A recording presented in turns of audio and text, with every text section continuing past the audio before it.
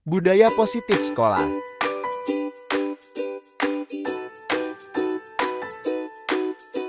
SMP Negeri 1 Binjai.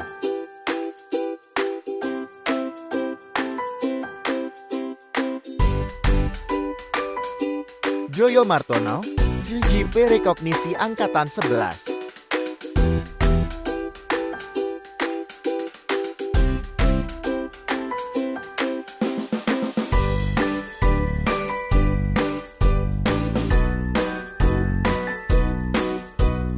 Program 3 detik, senyum, sapa, dan salam.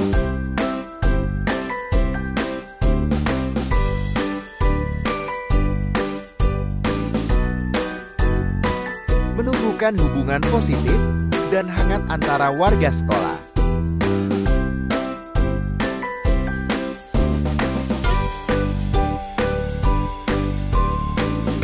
Gotong royong, menjaga kebersihan kelas dan lingkungan.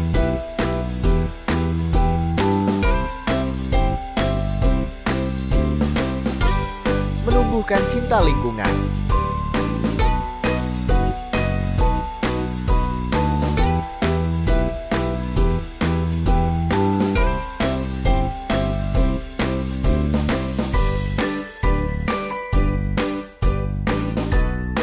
Literasi, membudayakan membaca di kalangan pelajar.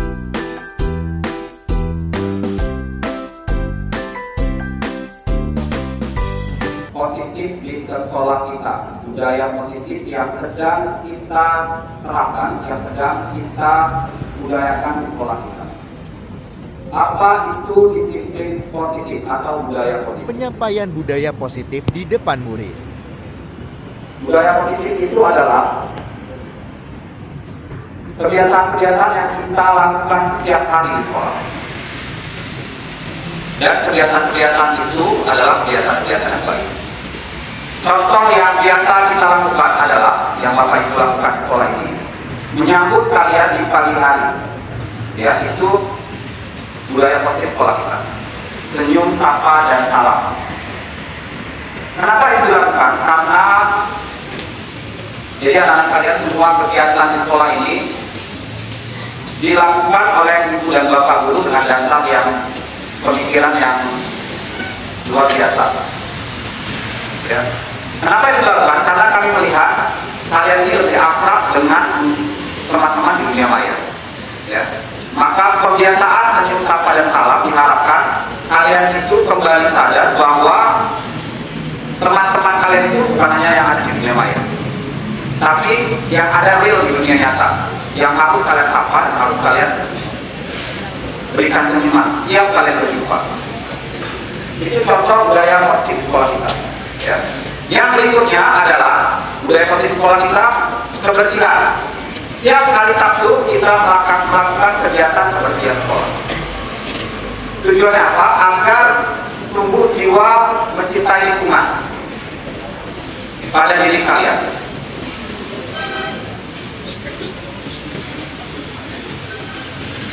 Karena apa? Karena kami melihat guru-guru, ibu dan bapak guru itu melihat kalian ini membuang sampah itu sembarangan. Ya, habis makan sampah letakkan di laci.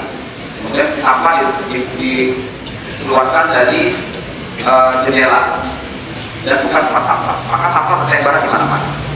Seharusnya kalau kita sadar akan kebersihan lingkungan, sampah nggak ada. Ya, jadi ya, ketika nampak sampah, kemudian ambil, kemudian letakkan di tempat sampah. Itu ya budaya positif yang kedua. Yang ketiga, kita juga setiap satu melakukan literasi sekolah. Tujuannya apa? Karena Indonesia adalah salah satu negara yang semangat membacanya atau peringkat pembacanya itu sangat mendasar. Maka setiap hari Sabtu kita budayakan untuk kebiasaan membaca. Tujuannya apa? Agar kalian dalam keseharian atau dalam kegiatan-kegiatan harian kalian itu suka membaca buku. Ya, tidak hanya melihat postingan artis di Instagram ya, atau TikTok, tapi juga membaca buku-buku yang bisa meningkatkan atau membuka cakrawala pemikiran kalian. Itu. Berikutnya program yang ketiga ya adalah setiap hari Sabtu kita juga akan melaksanakan senam. untuk meningkatkan kesehatan kalian. Karena kalian ini lebih suka duduk berlama-lama main game online, ya, daripada berlari-larian bekerja. Maka biaya posisi sekolah kita adalah melakukan senam setiap hari Sabtu. Mudah-mudahan Sabtu depan sudah bisa dilaksanakan. Ya, itu diharapkan kepada kita semua, ya, seluruh siswa untuk aktif dalam seluruh kegiatan yang sedang dilaksanakan dalam rangkaian budaya positif di sekolah kita untuk mewujudkan disiplin positif. Diseminasi budaya positif. Izinkan saya ucapkan salam untuk Bapak Ibu sekalian. Pada kegiatan Kombal, SMP Negeri 1 Binjai. Yang mana pada hari ini Pembukaan. kita diberi kesempatan dan kesehatan sehingga dapat berkumpul di ruang guru ini dalam acara aksi nyata diseminasi budaya positif SMP Negeri 1 Binjai yang akan disampaikan oleh Bapak Joyo Martono, SPD. Tertib acara pada hari ini yang pertama pembukaan, dilanjutkan dengan menyanyikan lagu Indonesia Raya. Yang ketiga berdoa, 4 kata sambutan dan pembukaan oleh kepala sekolah. Yang kelima diseminasi oleh Bapak Joyo Martono SPD dan yang keenam penutup. Yang kami hormati Bapak Sofian MPD. Yang kami hormati Bapak Joyo Martono SPD dan yang kami hormati Bapak Ibu semuanya. Marilah kita menyanyikan lagu Indonesia Raya. Dalam hal ini akan dipimpin oleh Ibu Nana. Kepada Ibu Nana kami persilakan.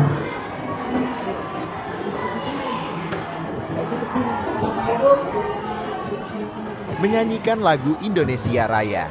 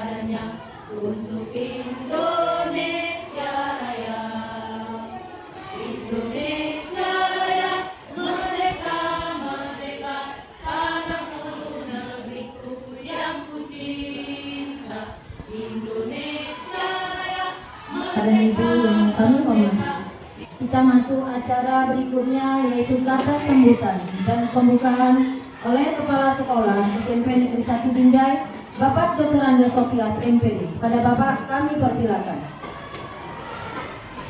Assalamualaikum warahmatullahi wabarakatuh.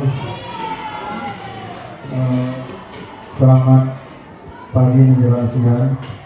Yang saya hormati Bapak Ibu guru, peserta kegiatan diseminasi tentang budaya positif di sekolah untuk memenuhi tugas PJT repot mengisi oleh Pak Doyo.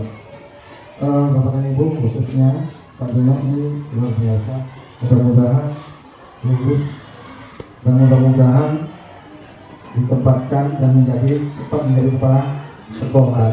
Ini luar biasa.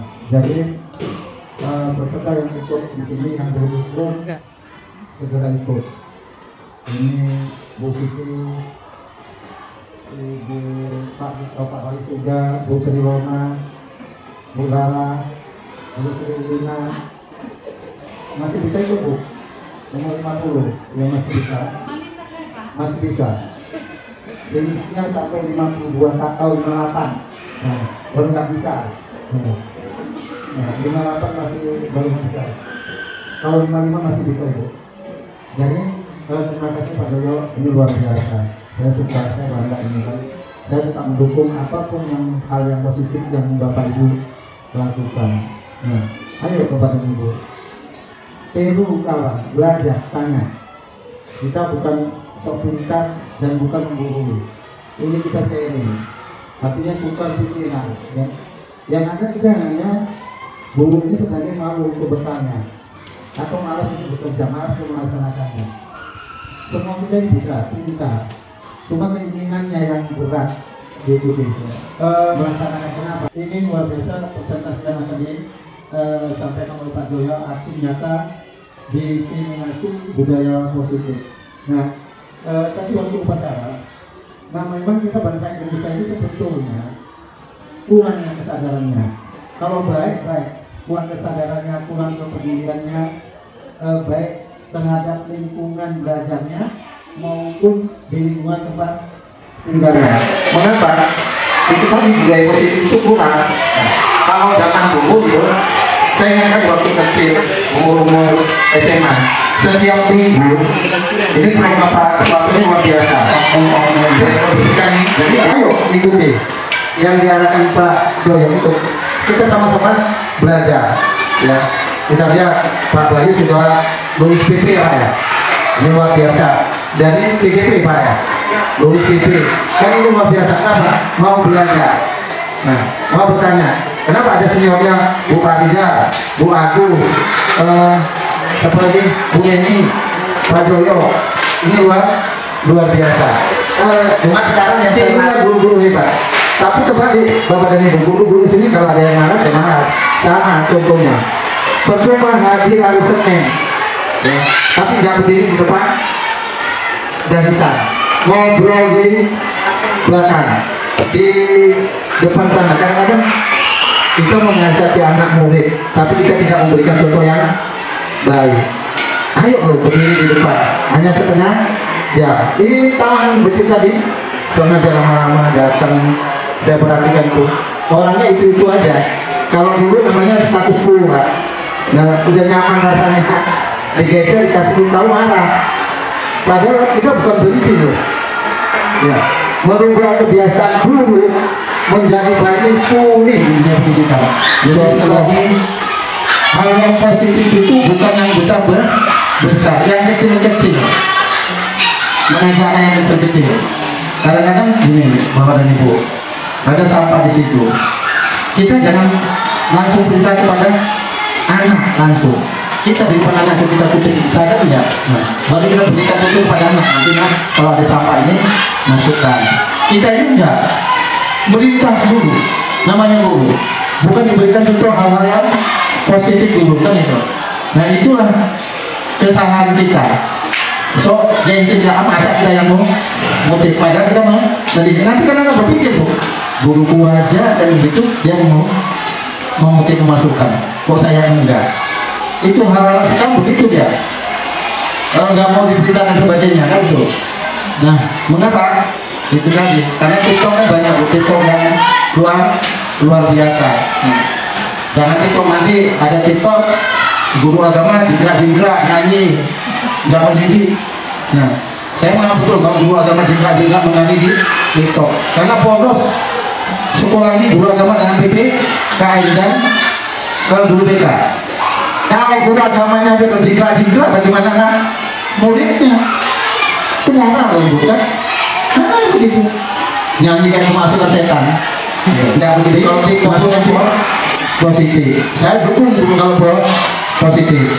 Nah, ayo tentang ini share kan, itu hanya positif. Jangan pas menyanyi berjingkrak. Tapi kalau tanding 17 Agustus, ayo ganti. Nah, itu Bapak dan Ibu. Itu saja. Mudah-mudahan guru-guru kita maju, anak didik kita maju, dan SMP satu ini lebih keren, lebih kreatif di masa yang akan datang. Wabillahi taufiq wal hidayah. Assalamualaikum warahmatullahi wabarakatuh.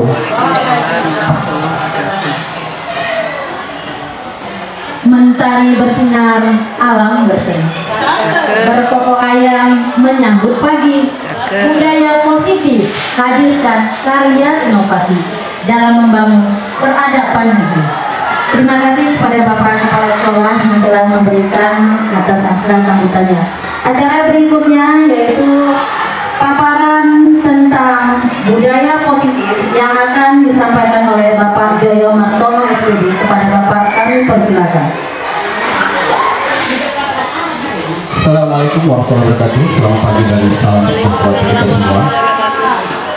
Terima kasih atas kesediaan Ibu dan Bapak Guru untuk menghadiri kegiatan yang saya lakukan. Dalam hal ini, aksi nyata diseminasi budaya positif. Ini sebagai kegiatan untuk memenuhi tugas CGP rekognisi yang saya ikuti. Bapak Ibu sekalian, izinkan saya menyampaikan tentang budaya positif yang sedang jadi paradigma baru dalam dunia pendidikan kita, ya Ibu Bapak. Jadi ini disampaikan atau ini materi penting dalam pendidikan guru penggerak yang harus dibagikan kepada Ibu dan Bapak Guru agar kita punya pemahaman yang sama bahwa pendidikan di Indonesia ini sedang bergerak ke arah yang lebih baik, ya, sedang bergerak ke arah yang on the track, gitu ya, sesuai yang diharapkan atau sesuai yang direncanakan oleh Kementerian Pendidikan. Ya, dalam hal ini Kementerian Pendidikan. Ibu dan Bapak Guru yang saya hormati, ya, sebagai seorang guru yang baik harus memiliki kemampuan untuk mewujudkan budaya positif di sekolah. Ya, jadi kita tidak hanya masuk kelas mengajar sesuai dengan tupoksi kita yang menyampaikan materi pembelajaran, tapi kita harus juga membiasakan budaya positif. Ada 6 budaya positif yang selalu digaungkan ya dalam paradigma baru pendidikan Indonesia. Pertama, disiplin positif. Tadi Bapak mengatakan bahwa kehadiran guru, ya, kalau kita selama ini agak-agak terlambat masuk di jam pertama, ya mulai sekarang kita ubah kebiasaan, ya, agar guru tidak hanya menjadi corong penyampai, tapi kita diharuskan juga sebagai teladan. Jadi kita dulu ada mempraktikkan. Jadi ketika kita praktekkan, anak melihat, ketika kita berbicara pada anak, kita punya kekuatan. Karena apa? Karena kita telah melakukannya. Ya, jadi anak melihat, oh ya bapak itu atau ibu itu juga datang tepat waktu. Itu ya yang pertama. Yang kedua, memotivasi perilaku manusia. Jadi ketika kita menyampaikan hal-hal positif, maka kita sedang memotivasi perilaku dari orang-orang di sekitar kita, ya, untuk juga melakukan hal-hal yang positif. Kemudian keyakinan sekolah atau keyakinan kelas. Bapak Ibu sekalian, ini juga merupakan paradigma baru kita, ya. Jadi diharapkan di setiap kelas kita mempunyai kesepakatan dulu, ya, harapannya kesepakatan yang kita buat bersama siswa itu menjadi keyakinan kelas, gitu ya, harapannya gitu. Artinya siswa sadar bahwa yang mereka, karena prosesnya keyakinan kelas itu kita minta input atau masukan dari murid, gitu ya. Jadi mereka sadar nanti akhirnya bahwa hal-hal yang baik itu harus dimulai dari diri mereka sendiri. Harapannya gitu. Jadi kesepakatan kita buat di kelas, kesepakatan kita yang dibuat dalam setiap mapel, ya, setiap mapel juga diharuskan atau diwajibkan membuat kesepakatan setiap mata pelajaran, gitu ya. Jadi mereka terikat dengan kesepakatan mata pelajaran, kesepakatan kelas, dan kesepakatan sekolah. Gitu. Jadi turunannya Bapak Ibu sekalian, kesepakatan sekolah itu diturunkan oleh kesepakatan kelas. Jadi Bapak Ibu ketika membuat kesepakatan kelas, arahnya kesepakatan sekolah ini. Ibu dan Bapak Guru juga gitu. Yang membuat kesepakatan mata pelajaran juga arahnya mendukung atau menjabarkan kesepakatan sekolah yang telah kita buat. Kemudian kebutuhan dasar manusia. Itu ya, makanya ketika kenapa sekarang kita tidak boleh lagi menghukum murid, gitu ya. Tidak boleh lagi, kita harus mendengarkan suara murid, gitu. Ternyata memang itu kebutuhan dasar manusia, ya, ingin dihargai, ingin disayangi, ingin dihormati, suaranya didengar, ya, itu bagian dari paradigma baru. Jadi guru tidak hanya ingin didengar suaranya, tapi guru juga harus mendengar suara murid, ya. Ingin guru ketika murid punya masalah, kita tidak langsung menghakimi, ya, tapi kita harus paham, harus menggali sumber masalahnya apa. Ketika siswa melakukan masalah, Kenapa, apa yang melatar belakang?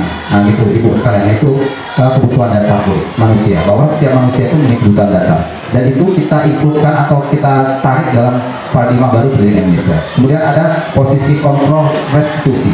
Ini ada segitiga restitusi, ya. Nanti Bapak sebisa mungkin mempraktikkan, ya, ketika murid punya masalah digali dulu, ya. Kalau bahasa kerennya kita coach dulu, ya, kita tanya apa masalahnya. Nanti ada langkah-langkah segitiga restitusi akan dijabarkan lebih luas. Ibu Bapak sekalian, kita lanjutkan slide-nya. Ini disiplin positif. Apa aja itu disiplin positif? Kita akan sedikit melakukan permainan, Ibu Bapak sekalian, ya. Ini jadi kita berpasangan, ya. Silakan mempraktekkan. Ada satu rekan yang memegang kertas dan yang satu lagi mencoba untuk membukanya. Ini ya genggaman tangan temannya. Boleh digelitikin, boleh dibujuk, boleh gitu ya. Tidak boleh dipaksa, boleh dibujuk, boleh gitu ya. Boleh ya, boleh diintimidasi. Pokoknya ujungnya terbuka gitu. Ya, ya bisa. Ya, boleh boleh dikasih duit gitu, boleh buka biar kira gitu ya. Oke, kita mulai dari sekarang.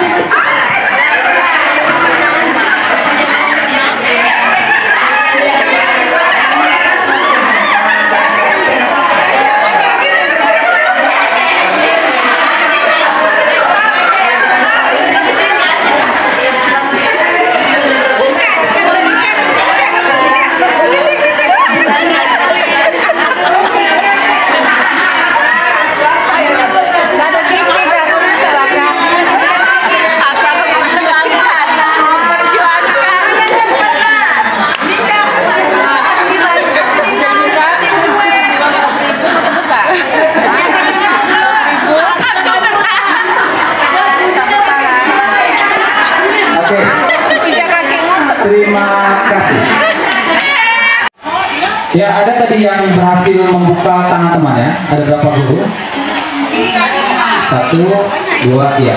Kita mintakan untuk bercerita bagaimana cara membuka tangan teman. Dari Ibu Farida, bagaimana cara membuka? Terima kasih kepada Pak Jono atas waktu dan kesempatan.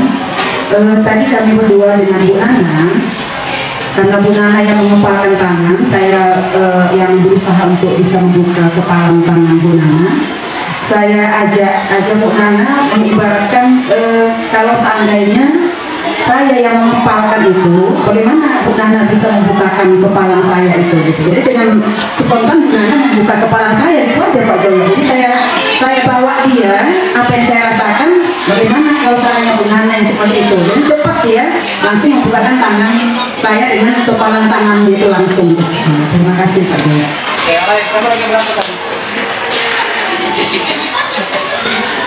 Yang berhasil, yang lainnya berhasil tadi, yang tidak berhasil, silakan Ibu.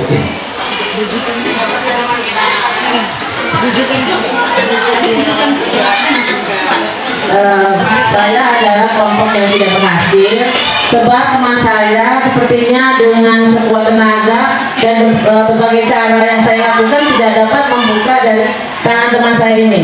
Teman saya ini mungkin yang di dalam tangan itu adalah sesuatu yang rahasia. Apa sakit tangan? Nah, jadi dia betul-betul kuat, pendiriannya tidak bisa terbuka walaupun saya sudah melakukan berbagai cara itu Pak. Terima kasih. Ya, itu tadi sekedar permainan bahwa sebenarnya setiap kita punya kontrol atas apa yang kita lakukan. Ya, Ibu Bapak sekalian, kita orang lain tidak bisa memaksa kita untuk melakukan sesuatu, ya.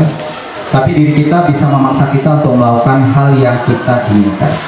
Tapi tadi ada beberapa yang bisa langsung membuka. Kenapa bisa membuka? Ternyata ada sesuatu kesepakatan mungkin yang dilakukan, atau ada suatu negosiasi yang bisa menjadi win-win solution, ya. Apa dua-dua menang, gitu. Ya, solusi yang menyenangkan bersama.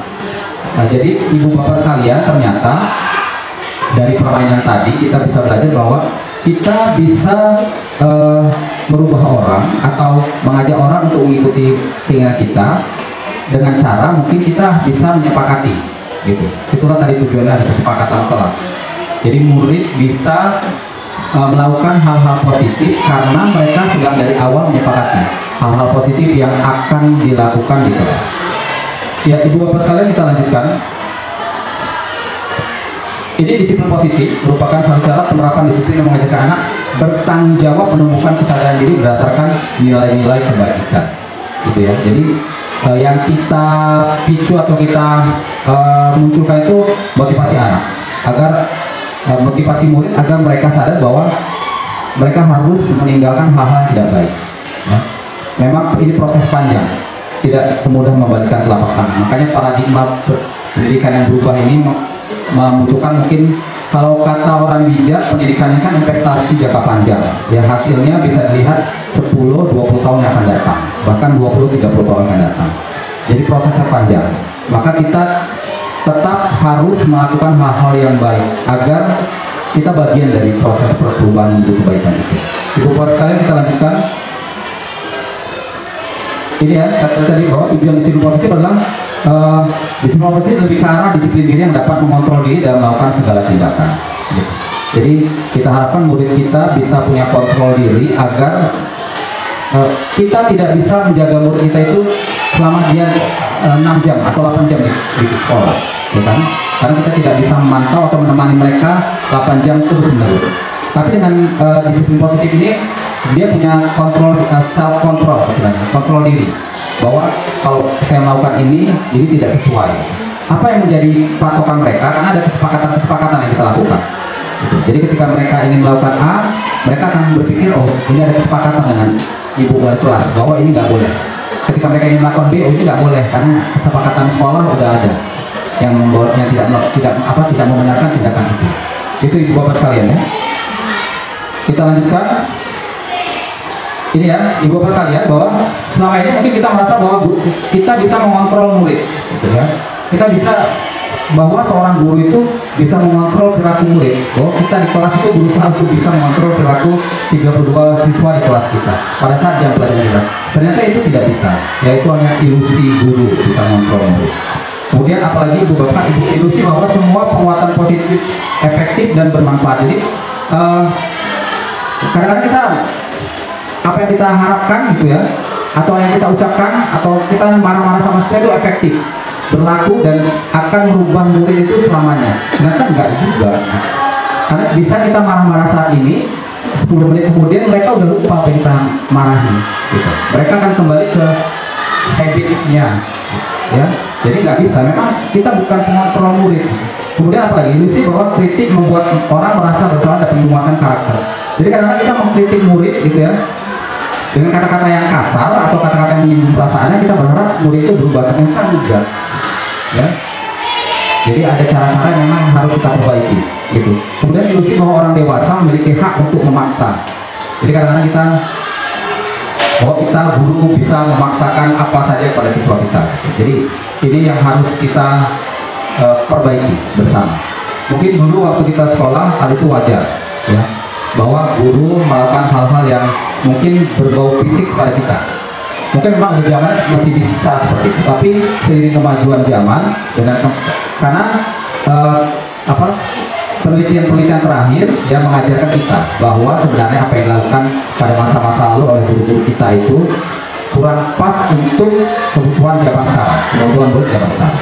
Itu Ibu Bapak. Jadi memang kita kadang-kadang kepingin marah gitu, atau kepingin anak-anak kita itu kita hukum gitu. Tapi ternyata memang saat sekarang nggak bisa lagi gitu. Bahwa kita yang kita butuhkan itu adalah membangkitkan motivasi intrinstiknya atau kesadaran dari dalamnya ya, agar mereka sadar bahwa mereka harus melakukan hal-hal yang baik di sekolah, bahwa mereka sadar bahwa kalau mereka melakukan hal yang tidak baik, yang rugi adalah diri mereka sendiri dan bisa merugikan orang lain gitu.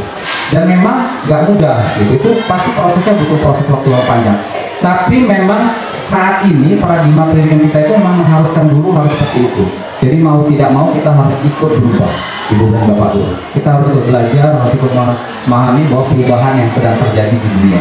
Dan pendidikan juga harus beradaptasi dengan perubahan yang sedang terjadi. Ibu dan Bapak Guru, kita lanjutkan. Ini ya, Ibu dan Bapak Guru, bahwa di sini ada stimulus respon, bahwa realitas kebutuhan kita sama.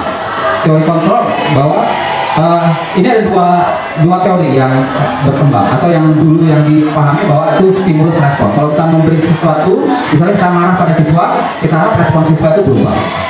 Sementara kalau teori kontrol mengatakan realitas kebutuhan kita itu beda-beda. Ya, semua orang melihat hal yang sama. Ternyata pada kenyataannya teori kontrol itu setiap orang memiliki gambaran yang berbeda. Baru kita mencoba mengubah orang lain agar berpandangan sama dengan kita. Ya. Sementara di teori kontrol kita berusaha memahami pandangan orang lain tentang dunia, gitu ya. Jadi kalau dulu kita mungkin beranggapan bahwa kita bisa murid bisa kita dengan ceramah kita bisa mengubah persepsinya. Gitu. Padahal dengan banjirnya informasi atau dengan mudahnya informasi didapat murid karena kemajuan sains dan teknologi, ya, kemajuan informatika saat ini, murid bisa menerima informasi dari mana saja. Jadi kadang-kadang apa yang kita berikan itu tidak sesuai dengan apa yang mereka pahami selama ini. Gitu Bapak Ibu. Jadi perkembangan ini membuat banyak perubahan dalam dunia pendidikan. Kita lanjutkan Ibu dan Bapak Guru. Ini motivasi, ya, motivasi dan disiplin diri. Kita lanjutkan nilai-nilai kebajikan. Apa aja nilai kebajikan yang ini? Ya, Ibu dan Bapak Guru. Yang kita harapkan dalam nilai kebajikan yang muncul pada si murid adalah profil pelajar Pancasila. Ya, yang pertama ini dimensinya beriman dan bertakwa pada Tuhan Yang Maha Esa dan berakhlak mulia. Yang kedua mandiri, kemudian bernalar kritis, berkebinekaan global, gotong royong dan kreatif. Inilah harapan karakter yang muncul. Ya, di sebelahnya ada dimensi dan elemennya di mana? Ya, akhlak beragama, akhlak pribadi, akhlak pada manusia, akhlak pada alam, dan akhlak bernegara. Jadi harapannya karakter profil pelajar Pancasila ini menjadi karakter murid-murid Indonesia masa depan. Ya, jadi memang tugas kita berat Bapak Ibu Guru, karena memang karakternya anak kita harapkan berkarakter akhlak agamanya bagus, kemudian akhlak pribadi juga bagus, kemudian akhlak pada manusia bagus, bahkan akhlak kepada alam juga bagus. Harapannya seperti itu. Kemudian akhlak kepada bernegara juga bagus. Jadi mereka cinta pada negara, mereka berkorban untuk negara. Harapannya mungkin nanti lahir generasi yang tidak lagi mementingkan diri sendiri, ya, takut untuk korupsi. Itu harapannya dengan profil pelajar Pancasila.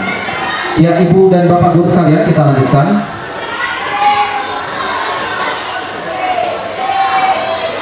Ya, apa kata Bapak pendidikan kita?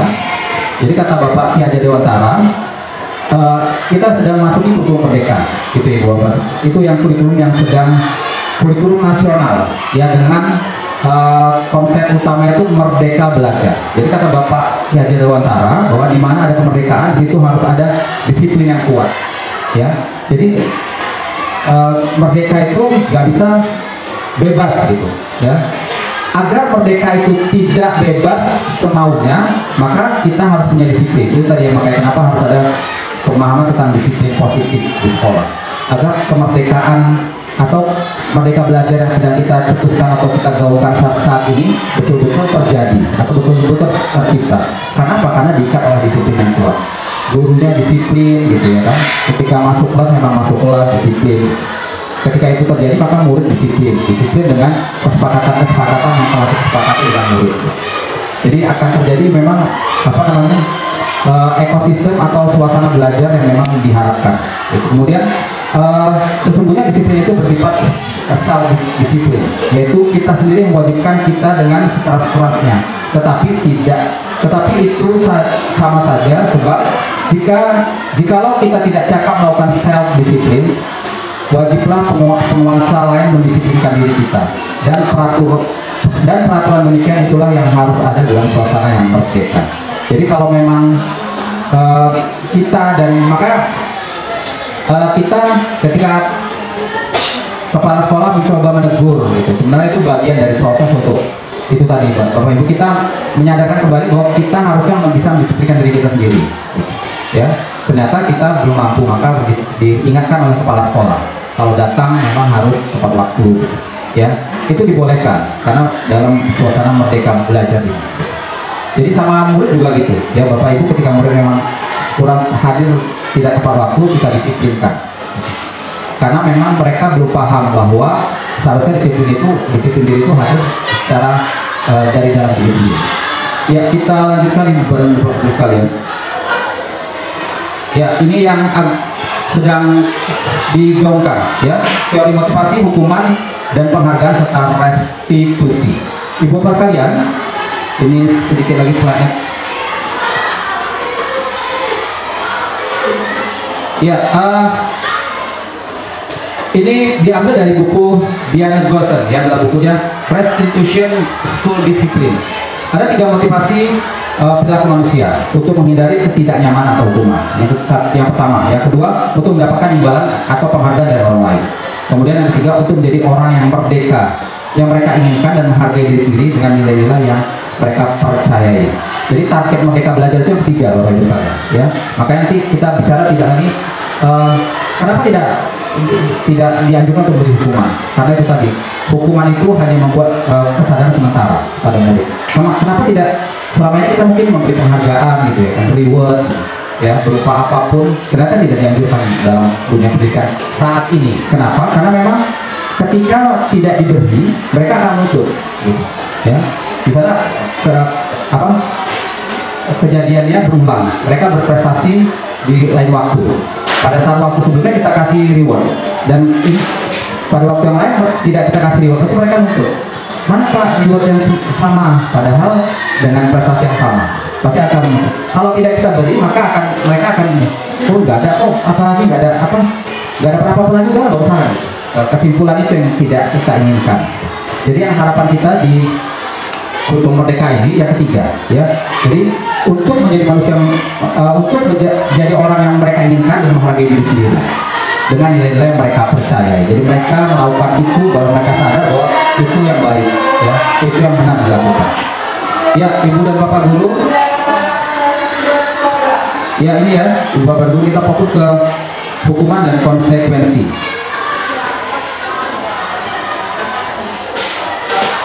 Ya, ini yang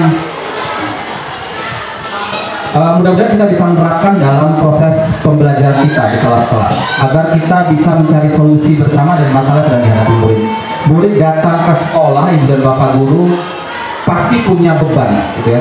Tidak semua murid itu datang dengan perasaan gembira, itu sudah pasti. Sama dengan kita ke sekolah ini. Kita ke sekolah mengajar pasti punya masalah di rumah. Tidak dengan gembira kita datang. Ada satu orang yang datang dengan masalah. Jadi restitusi ini mengharuskan proses penjelasan kondisi bagi murid untuk memperbaiki kesalahan mereka, sehingga mereka bisa kembali pada kelompok mereka dengan karakter yang lebih kuat. Itu menurut Gosser, ya, Ibu dan Bapak guru. Kemudian restitusi adalah proses kolaboratif yang mengajarkan murid untuk mencari solusi dari masalah. Jadi kita ketika ada murid bermasalah, kita berusaha untuk menggali masalah itu, sehingga kemudian kita mengarahkan murid untuk mencari solusi dari masalah yang sedang mereka hadapi. Itu ya Bapak Ibu. Jadi tidak lagi zamannya menghakimi, tidak lagi zamannya memberi hukuman, tidak lagi zamannya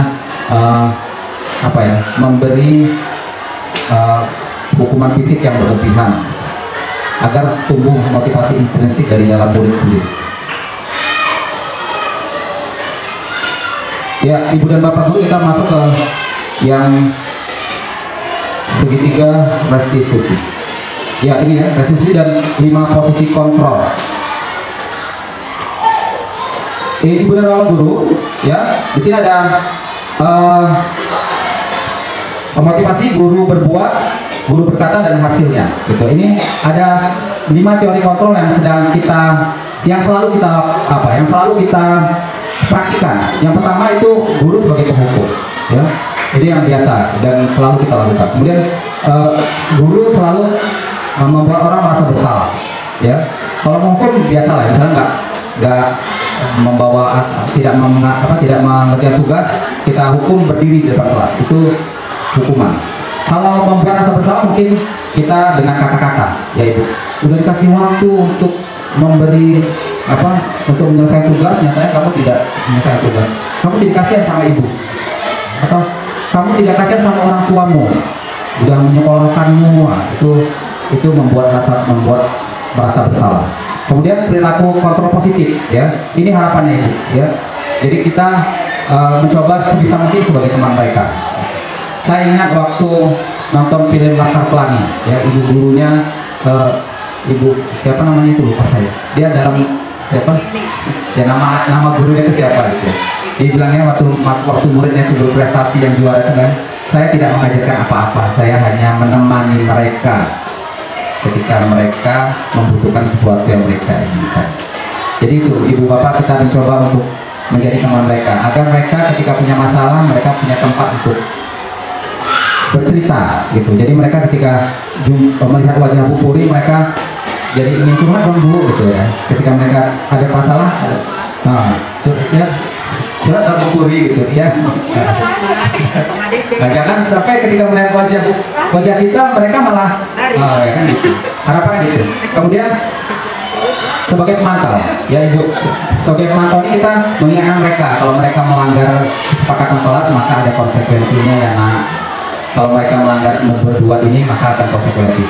Yang paling baik memang kita sebagai manajer, Bapak Ibu sekalian ya, untuk kita semampu sekuat mungkin untuk menumbuhkan motivasi intrinsik yang ada pada diri murid. Sulit memang pasti karena memang ini pekerjaan yang tidak mudah. Tapi inilah paradigma pendidikan yang sedang berubah ke arah yang lebih baik lagi. Bapak Ibu yang guru kita yang terakhir adalah restitusi dalam segitiga restitusi, ya. Ini yang coba untuk kita dan ibu bapak praktikan ketika murid punya masalah, terutama ini gawean yang paling pas nih guru BK, karena guru BK ini selalu berhadapan dengan murid-murid yang sedang memiliki masalah, ya. Apa itu segitiga restitusi, ibu bapak guru? Atau alur yang dibuat untuk kita sebagai guru dapat menggali, ya, masalah yang sedang dihadapi murid dan mencari solusi bersama dari masalah yang sedang dihadapinya. Prosesnya ada 3 ibu bapak. Yang pertama menstabilkan identitas, ya. Jadi kita ketika punya murid, kita jumpa murid yang bermasalah, kita stabilkan dulu identitasnya. Karena pada saat dia punya masalah, pasti mereka kacau, gitu. Karena mereka sebenarnya nggak mau punya buat masalah itu, gitu. Ya. Pasti pada dasarnya setiap manusia itu ingin selalu berbuat baik, ya. Pada dasar seperti itu. Tapi lantas kenapa banyak murid yang melakukan kesalahan, yang melakukan suatu kesalahan? Karena itu tadi Bapak Ibu, karena identitasnya sedang kacau. Dia tidak paham apa yang sedang dia lakukan. Atau memang anak-anak murid SMP ini kan sedang labil emosinya, gitu. Jadi mudah dipengaruhi orang lain, mudah dipengaruhi teman, gitu. Atau ingin menunjukkan eksistensinya di kalangan teman-temannya, ya. Atau ingin menunjukkan siapa dia di kalangan kawan-kawan yang mungkin status sosialnya, gitu. Ya, itu menstabilkan identitasnya. Kemudian yang kedua, ya, tahap yang kedua adalah menanyakan keyakinan, apa yang dia yakini tentang proses yang sedang dia langgar, ya. Apakah misalnya anak ini terlambat datang ke sekolah, ya, kita tanyakan dulu apakah hal itu tidak melanggar kesepakatan yang telah dilakukan, atau kalau dia datang terlambat apakah itu tidak salah menurut dia, ya. Jadi kita tanya dulu keyakinan yang dia miliki. Kalau pasti dia menjawabnya pasti salah. Atau misalnya kenapa dia datang terlambat, misalnya bangunnya kesiangan. Kenapa bangunnya kesiangan? Karena tidurnya. Jadi kita tanyakan apakah tidur yang terlalu malam itu menurut kamu tidak salah. Nah, itu menanyakan keyakinan, ya. Kemudian yang berikutnya, ini segitiganya boleh tidak harus apa itu, ya, penggunaan atau dalam praktiknya tidak harus. Yang pertama itu menstabilkan identitas, tidak harus, ya. Baru tidak harus menanyakan keyakinan dulu. Jadi prosesnya berjalan terus. Yang ketiga adalah, ya, ibu bapak, yang berikutnya adalah memvalidasi tindakan, ya. Itu tindakannya benar nggak dia yang melakukan, gitu. Jadi validasi. Jadi karena kadang-kadang kita terima informasi salah, padahal bukan dia pelakunya, gitu ya. Jadi buru-buru kita menyalahkan. Jadi kita tanyakan dulu, ya, benar nggak dia melakukan itu, ya, validasi tindakan. Kemudian kita tanyakan tindakannya seperti itu benar atau salah yang dilakukan, ya. Ibu bapak sekalian, jadi segitiga restitusi ini diharapkan kita bisa praktikkan dalam penanganan masalah-masalah yang sedang dihadapi oleh murid-murid kita. Satu lagi ya, dibuat keyakinan kelas. Ya, diharapkan kepada ini juga paradigma pendidikan kita yang baru. Diharapkan Bapak Ibu untuk tidak hanya wali kelas membuat keyakinan kelas, tapi juga guru dasar membuat keyakinan mata pelajaran. Ya, bahwa apa yang harus dilakukan murid. Tapi jangan dari kita. Prosesnya Bapak Ibu kita minta masukan dari murid. Ya, jadi keyakinan kelas itu muncul bukan dari kita, tapi kita minta dari mereka. Nanti kita baru pilih keyakinan-keyakinan yang paling pas untuk kita sepakati bersama.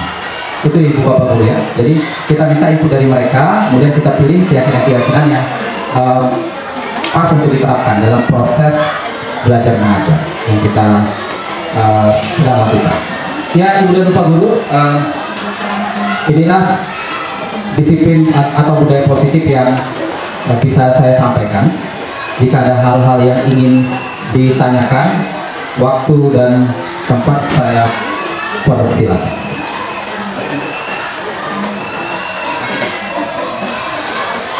Meminta penegasan aja Ya. dari ini. Iya, terima kasih Sir. Begini Sir, pernah dengar ataupun pernah ada yang memberitahukan tentang kebutuhan dasar.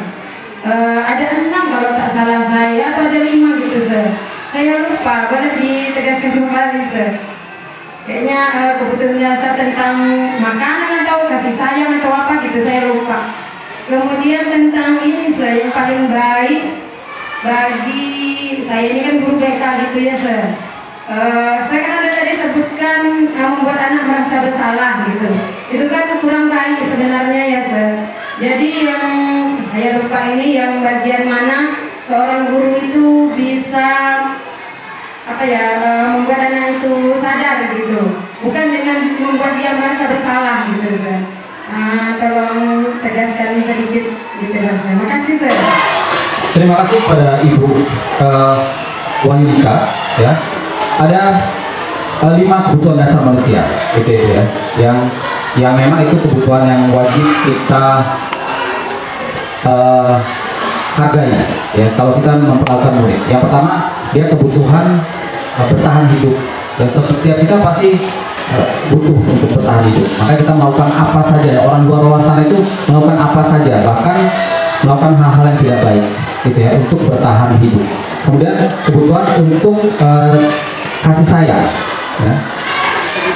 Jadi memang itu kebutuhan dasar manusia. Setiap kita pasti butuh kasih sayang, butuh disayangi. Kemudian kebutuhan berikutnya kebutuhan kebebasan berbicara. Makanya kalau ada orang berbicara tidak boleh dihalangi ya. Itu bagian dari kebutuhan dasar pilihan, kebebasan dan menentukan pilihan. Jadi makanya dalam apapun ya Ibu Bapak sekalian kita dibebaskan untuk memilih. Seharusnya gitu ya, kita tidak boleh memaksakan bahwa orang harus sama pilihan dengan kita. Itu kebutuhan yang pertama. Yang kelima adalah kebutuhan merasa senang gitu ya. Jadi maka di kelas-kelas kita harus bisa membuat murid itu merasa senang. Makanya kesepakatan kelas kita, kesepakatan sekolah kita, murid itu belajar dengan perasaan bahagia. Ya, harus kita buat murid itu merasa bahagia belajar. Ya Ibu itu Ibu Wahyudika. Kemudian hukuman memang tidak dianjurkan. Ya tadi ada 5 posisi kontrol kita sebagai guru. Ya, jadi harapan kita gitu ya. Teman pemantau manajer. Gitu ya Ibu Bapak. Jadi harapannya kita bisa mengarah kepada 3 terakhir itu, teman, pemantau, manajer. Ya, tidak boleh sebagai penghukum, tidak boleh membuat orang merasa bersalah. Jadi kita tidak boleh membuat murid itu merasa bersalah. Tapi kita berupaya sebisa mungkin memposisikan diri sebagai teman, pemantau atau manajer gitu ya. Kalau teman mungkin sudah paham ya, kita berusaha agar murid itu bisa nyaman dekat dengan kita, sehingga ketika mereka punya masalah mereka langsung bisa curhat dengan kita. Kalau sebagai pemantau kita sebisa mungkin mengingatkan poin-poin kalau mereka berbuat salah maka konsekuensinya akan ini. Ya, kalau mereka buat ini maka karena udah ada kesepakatan kelas atau udah ada kesepakatan mata pelajaran kita ya kan, bahwa kalau kalian tidak ngumpul maka akan begini, itu diingatkan. Kalau manajer itu lebih keren lagi karena ini teknik coachingnya tingkat tinggi, gitu ya. Jadi kita ketika berbicara dengan murid, gitu ya, tidak lagi memposisikan itu sebagai guru, tidak lagi, tapi memang kita coach, gitu ya, yang memposisikan atau menggali potensi yang mereka miliki dan mengarahkan murid itu dengan potensi yang mereka miliki. Itu ya, Ibu dan Bapak Guru, 3 posisi kontrol yang kita harapkan bisa kita terapkan dalam kelas-kelas kita. Itu saja bisa saya sampaikan, Bu Mohinika. Mohon mudah-mudahan bisa diterang. Ada yang lain, Ibu Bapak Guru? Ya, terima kasih atas masukan dan saran ya. Ibu Bapak Guru, nanti saya minta ada 2 orang untuk menyampaikan umpan balik dari kegiatan ini. Terima kasih atas waktunya. Bapak Sidik tadi terlupa untuk kita minta untuk Bapak Sidik untuk membacakan doa di akhir kegiatan. Bu, Amin. Saya kiri hamdana ilin hamdana afili Allah wa kafi wa zida. Ya Rabbana lakal hamdu kama yanbaghi li wajhikal karim wa azim sultan. Allahumma yassirna ya Allah fa innaka khairun nasirin. Waftah lana ya Allah fa innaka khairul fatihin. Ya Allah, berikan ilmu yang kami perlukan, ilmu yang bermanfaat dalam menjalankan tugas kami ya Allah. Ya Allah, kami senantiasa memohon petunjuk dan hidayah-Mu ya Allah, agar kami senantiasa ikhlas dan bertanggung jawab dalam menjalankan tugas kami ya Allah. Rabbana taqabbal du'a'ana innaka antas sami'ul 'alim wa tub 'alaina innaka antat tawwabur rahim. Rabbana atina fid dunya hasanah wa fil akhirati hasanah wa qina azabannar. Wa sallallahu ala sayyidina Muhammadin wa ala alihi wa sahbihi ajma'in. Subhana rabbika rabbil izzati amma yasifun wa salamun 'alal mursalin walhamdulillahi rabbil alamin. 2 sejoli saling berkata, bersenda gurau sambil berangan. Paparan Pak Joyo Martono memang mantap. Mari kita beri tepuk tangan.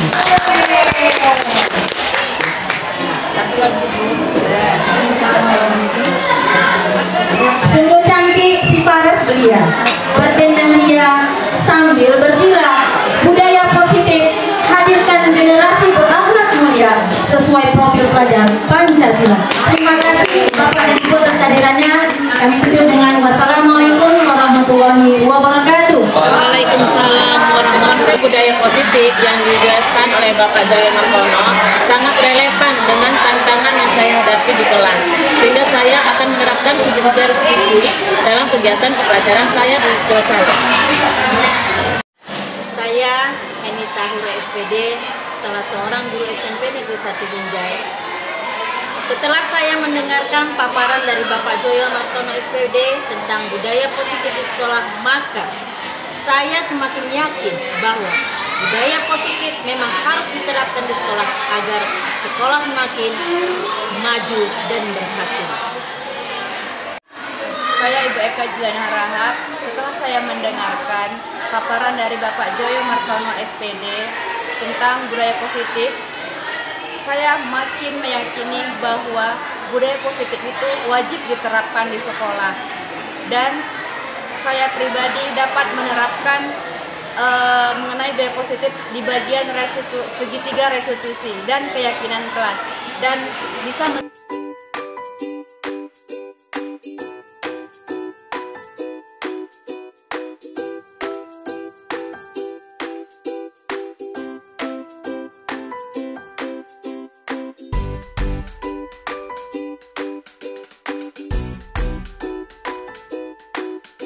Selamat siang anak-anak sekalian. Siang, Pak. Bagaimana kabarnya hari ini? Sehat. Ini jam-jam terakhir, jam-jam rawat. Ya, sudah kelihatan lelah wajahnya. Sebelum kita mulai pelajaran, kita akan melakukan ice breaking untuk penyegaran. Tangan ke atas. Dan goyang, pegang kening. Oke. Tangan ke atas, goyang-goyang.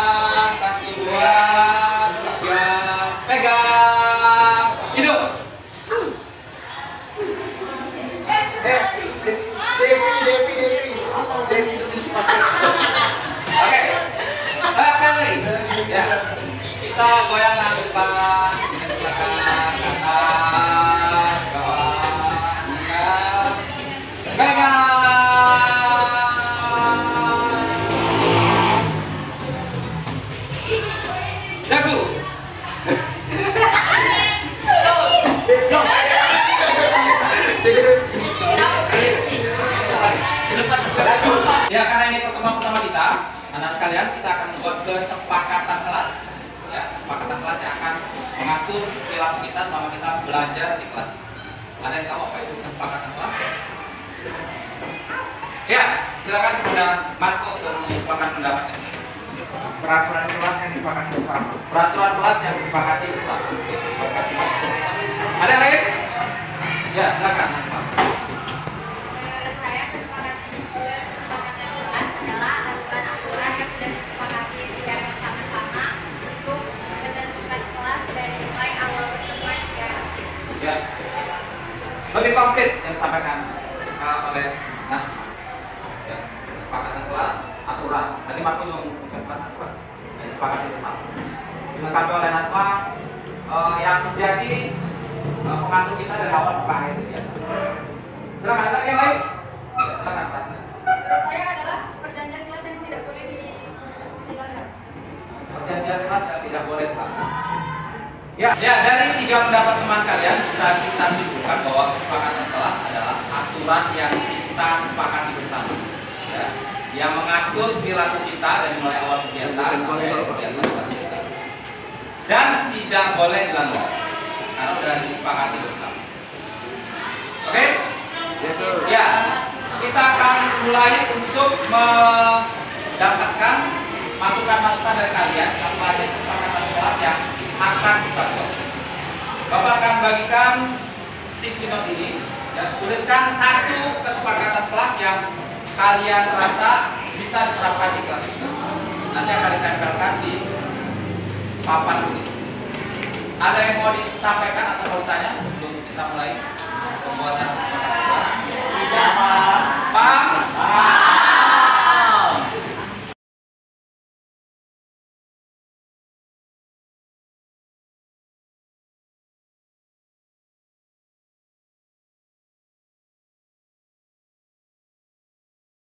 Ya, sudah selesai menuliskan 1 kesepakatan. Kita mintakan setiap siswa menempelkan kesepakatan kelas yang telah dibuatnya di papan. Kita mulai dari ujung kiri.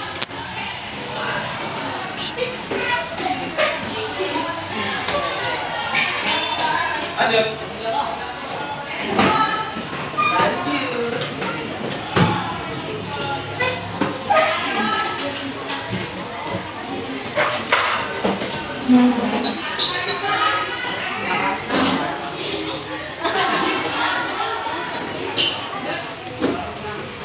Yang ini kelas di sini.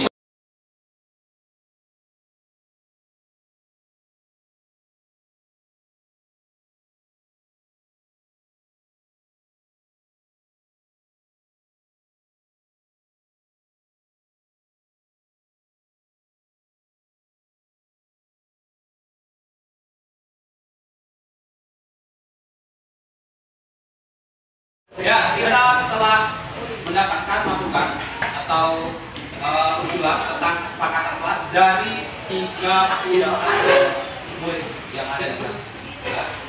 Ada yang menuliskan masalah tiket, kemudian boleh izin berkelas jika ingin menyelesaikan tugas selesai. Ya, baru melaksanakan tiket kelas. Mengangkat bangku selesai belajar. Ya, tidak boleh berbicara saat guru misalkan. Tidak boleh main HP saat jam pelajaran. Tidak boleh bermain HP ada 2 orang. Ini tidak boleh makan saat jam pelajaran. Oke. Belum tidak boleh makan ada 2 orang pelajaran. Jadi tidak boleh tidur. Ya. Baru tidak boleh bertengkar dengan teman. Oke, ada banyak masukan. Untuk membuat kesepakatan kelas tidak boleh kalimatnya yang kalimat negatif. Ya. Jadi kita akan menyepakati kesepakatan kelas yang akan mengatur perilaku kita ketika belajar di kelas ya, belajar. Apa yang pertama kesepakatan kelas kita? Masuk kelas tepat waktu. Oke ya, masuk kelas tepat waktu. Sepakat? Masuk kelas tepat waktu. Kesepakatan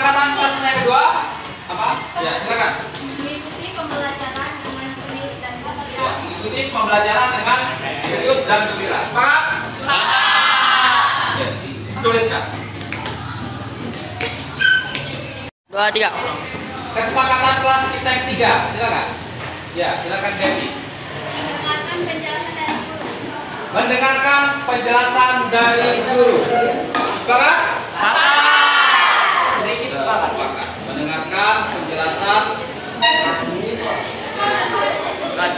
Kesepakatan kelas kita yang 4. Ada yang masukan? Saya, Pak. Ya, silakan. Mengerjakan tugas yang telah diberikan. Mengerjakan tugas yang telah diberikan oleh guru, gitu ya? Iya, Pak. Lagi, Boy. Sepakat? Sedikit, kan? Ya, kesepakatan kelas kita yang kelima. Silakan. Tertib dalam proses pembelajaran. Sepakat?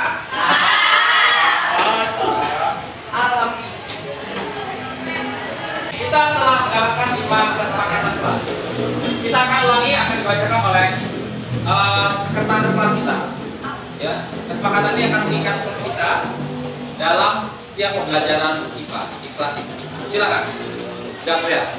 Kesepakatan kelas 96 yang pertama adalah masuk kelas tepat waktu, yang kedua mengikuti pembelajaran dengan serius dan gembira, yang ketiga mendengarkan penjelasan dari guru, yang keempat mengerjakan tugas yang diberikan oleh guru, yang kelima tertib dalam proses pembelajaran.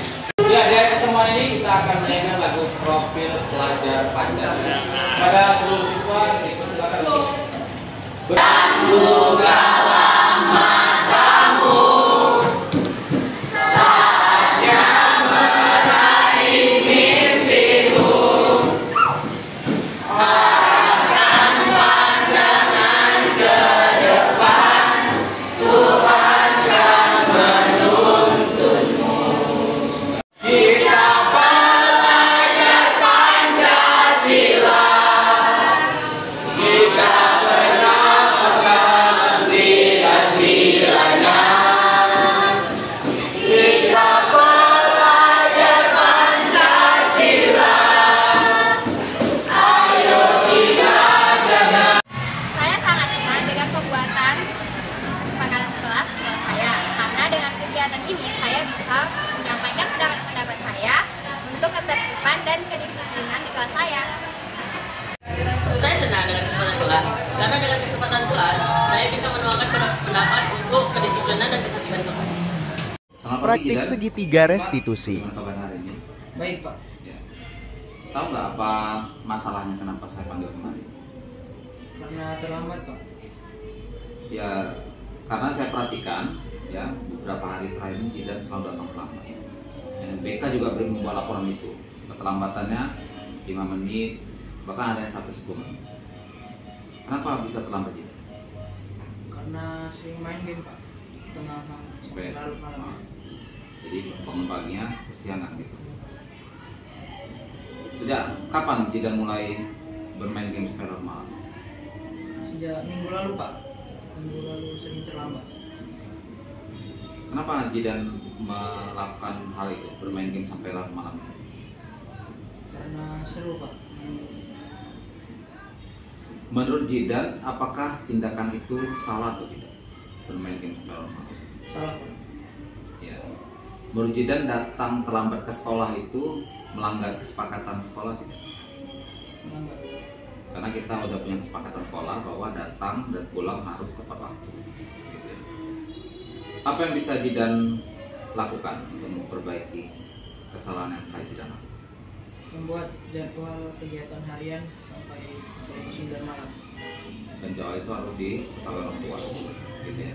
Ya.